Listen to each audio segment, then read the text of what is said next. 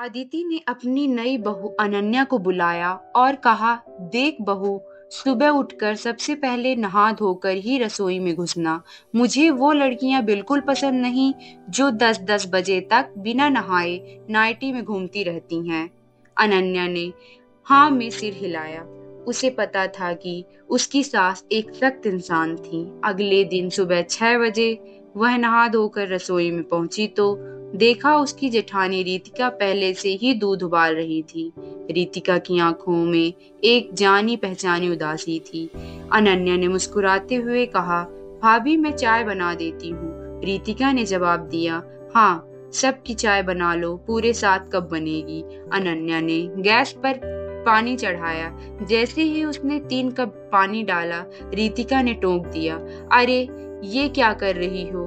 3 cup पानी में 7 लोगों की चाय कैसे बनेगी? अनन्या को कुछ समझ नहीं आया।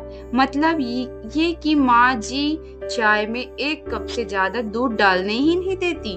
रीतिका ने धीरे से कहा। अनन्या हैरान थी। भाभी, इतने सारे लोगों के लिए 1 कप दूध से चाय कैसे बना पाऊंगी? रीतिका ने उसके कंधे पर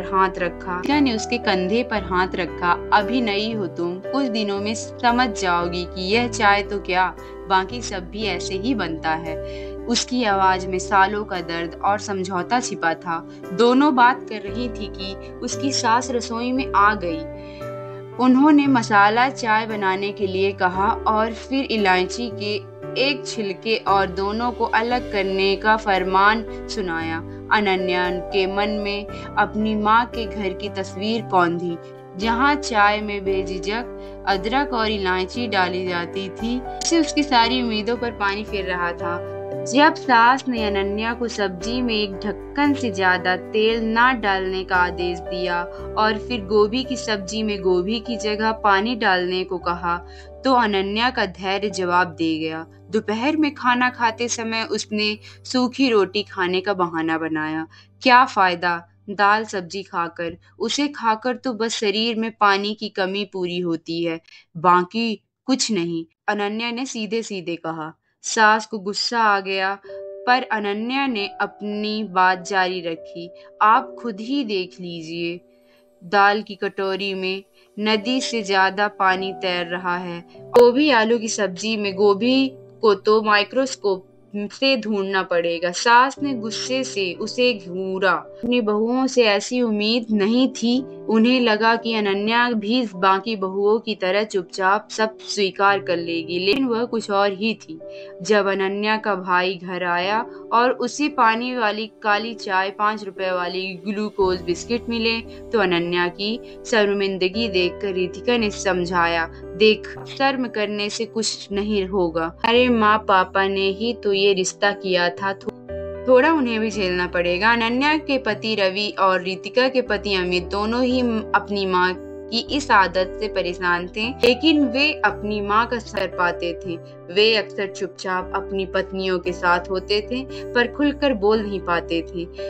6 महीने बाद जब रक्षाबंधन आया तो सास ने अनन्या से कहा कि एकता के लिए कुछ स्पेशल तोहफा लाएं, जिससे उसे पहला रक्षाबंधन हमेशा याद रहे। अनन्या ने मुस्कुराते हुए कहा, बिल्कुल माँ जी, एकता दीदी के लिए यह रक्षाबंधन यादगार होना ही चाहिए। जब दोनों बहुओं ने एकता को 50 रुपए के लिफाफे दिए तो सास गुस्से से आग बबूला हो गई।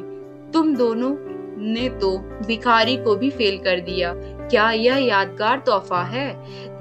तब अनन्या ने शांत होकर कहा, माँ जी, आप ही तो हमेशा कहती हैं ना, जब थोड़े में से काम चल सकता है तो ज्यादा खर्चा क्यों करना? सास चुप हो गई।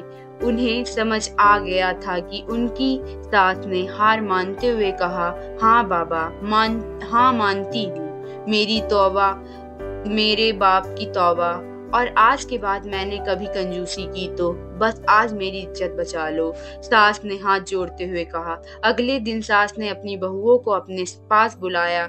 उनकी आंखों में अब गुस्सा नहीं बल्कि एक गहरी उदासी थी। आज तक मैंने तुम्हें अपनी इस आदत के पीछे की वजह बताई। उन्होंने धीरे-धीरे कहना शुरू किया, मेरे पति की नौकरी चली गई थी और हमें सालों तक बहुत मुश्किलों का सामना करना पड़ा। खाने तक के पैसे नहीं होते थे। मैंने अपने बच्चों को सिर्फ पानी में नमक हल्दी डालकर रोटी खिलाई है। उस समय मैंने मन ही मन कसम खाई थी कि मैं कभी पैसे बेकार नहीं जाने दूंगी। बस वही आदत आज तक नहीं छूटी। मुझे माफ कर दो। अनन्या और रितिका की आंखों में आंसू आ गए। उन्हें अपनी सास के चरित्र का दूसरा पहलू देखकर बहुत दुख हुआ। उन्होंने सास को गले लगा लिया। रितिका ने कहा, अनन्या ने कहा, माँ जी, हमें आपकी कहानी सुनकर बहुत दुख हुआ। हम समझ सकते हैं कि आप ऐसा क्यों करती हैं, लेकिन अब सब ठीक है, सब आपके साथ हैं।